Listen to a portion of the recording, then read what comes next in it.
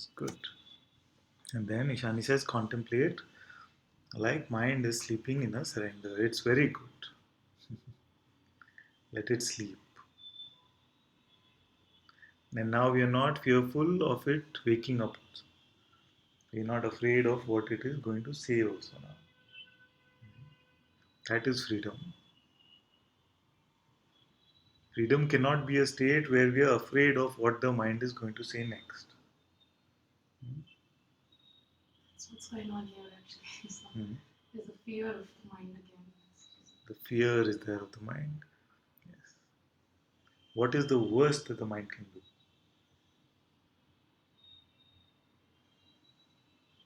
It will question your freedom. It's just been saying like, you're never going to, you're going to fail miserably. And Yes. that, in words, I know it's not true. I mean, it's like there's so much clarity, and then the storm just comes, and then somehow you end up believing that. It's just, and then the suffering starts. So always, what could happen is that if you do a postmortem, saying this is, there was clarity and then storm came, it means nothing actually. So there is an expectation that storm will not come now, or even if storm comes, why does it get my belief? Yeah, it's the second one. Okay, the second one. Earlier it could have been the first. Now it has become, okay, storm comes strong, but now I should not be able to believe it. There's still lurking this concept of the free one who should now not even believe something. But in the now, what is it?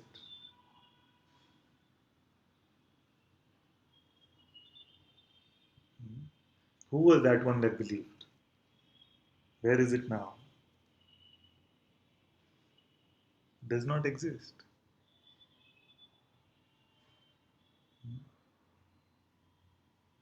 Our memory is the most unreliable thing. Like we say in Satsang, no? When we land in a dream, in the middle of a situation, most time we don't say, oh, where have I come? Who are these people? They feel familiar. We seem to have a history with them. We know who they are. So there is memory also of those characters which we've never met before. So how reliable can this memory be?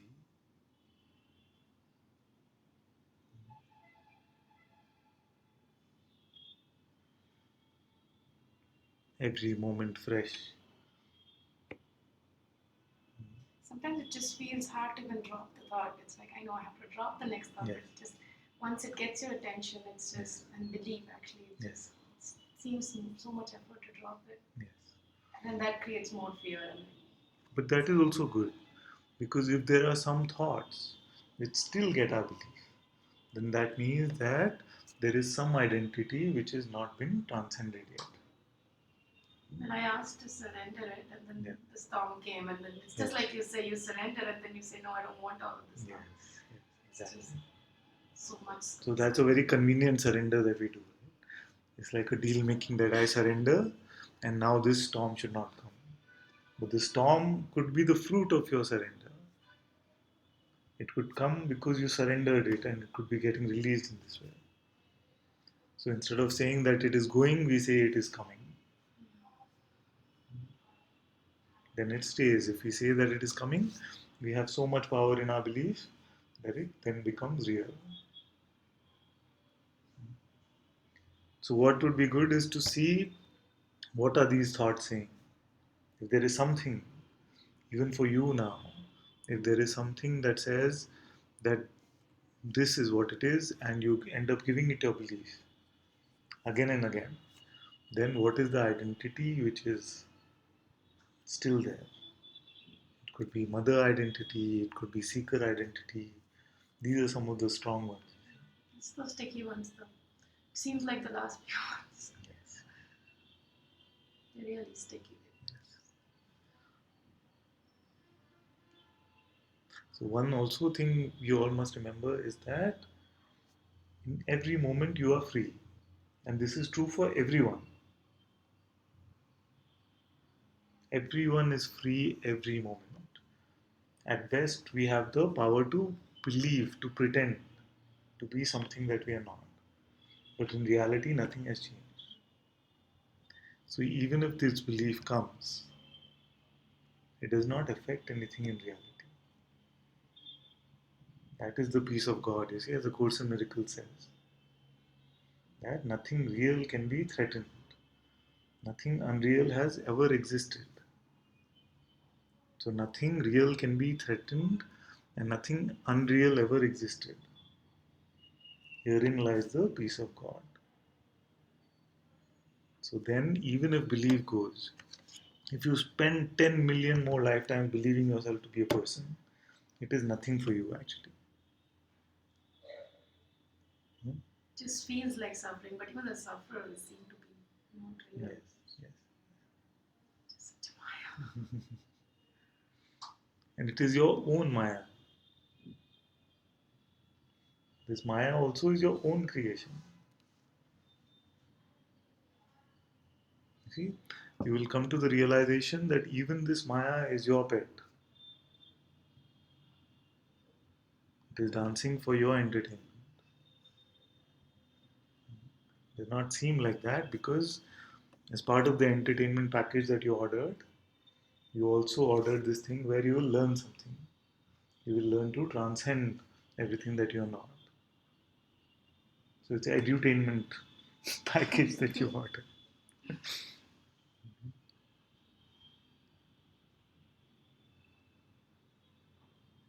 And if this was not to happen, suppose nothing got your belief, but some identity was still there, you know, and this shows up like 20 years later. And until then, you started like Satsang, and people are coming to you, and something happens. And then 20 years later, this seeker identity pops up. Hey, I'm still here, you know, and you have a big following, like thousands of people and all of that. And then suddenly you wake up and say, oh, I'm still seeking. I haven't really got it. I've only been fooling myself. Hmm? Interesting story, but I don't think we wish that for you.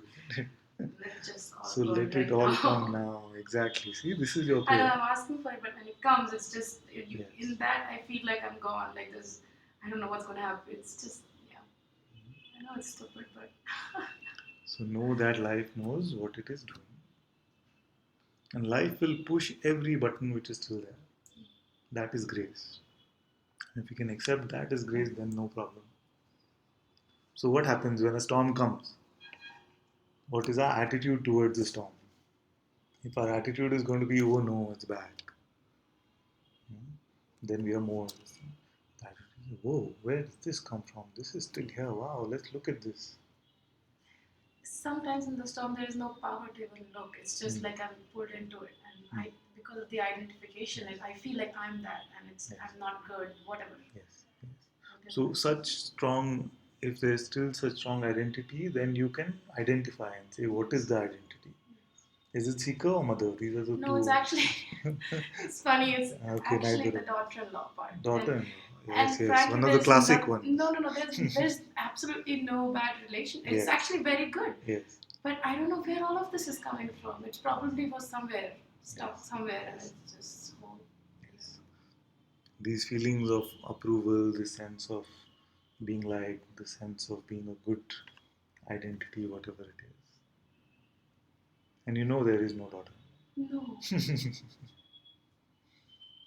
I'm nothing. It's just, but the identity is there. I'm learning. Where is it?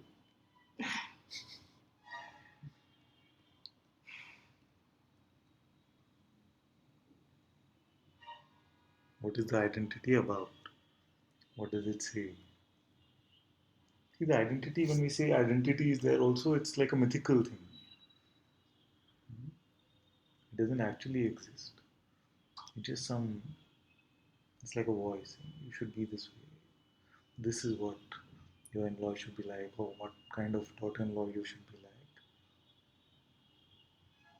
Just the same guy. It's about doership actually here, and me doing it, or me wanting my own space, or whatever, whatever the thing is coming out. That me is still there. Yes. This me is not there.